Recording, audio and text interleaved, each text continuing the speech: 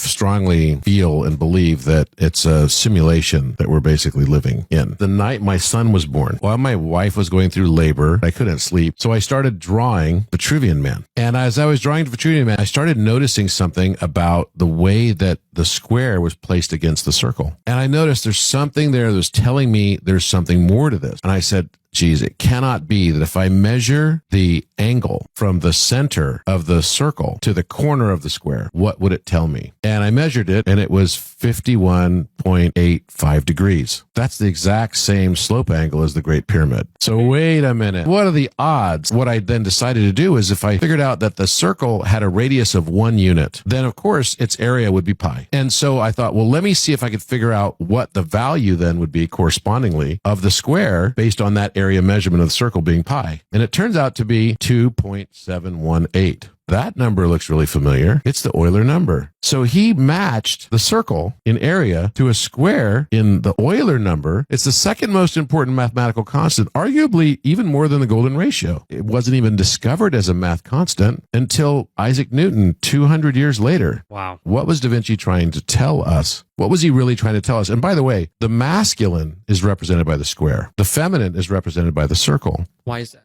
I think it has to do with rationality and irrationality. If we had a world that's only squares and straight lines and everything, it'd be kind of boring. And yet we all can be confounded sometimes because we just don't understand the nature of emotion, just like we don't understand the nature exactly of irrationality. Or this reality.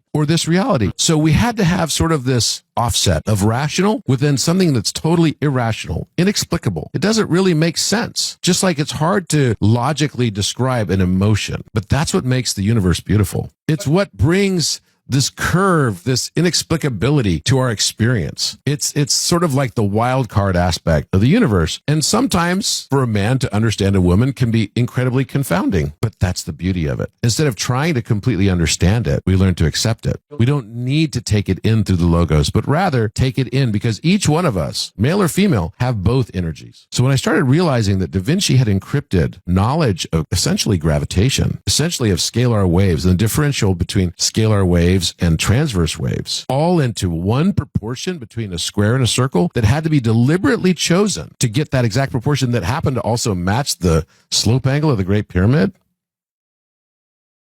then you realize you're in a game.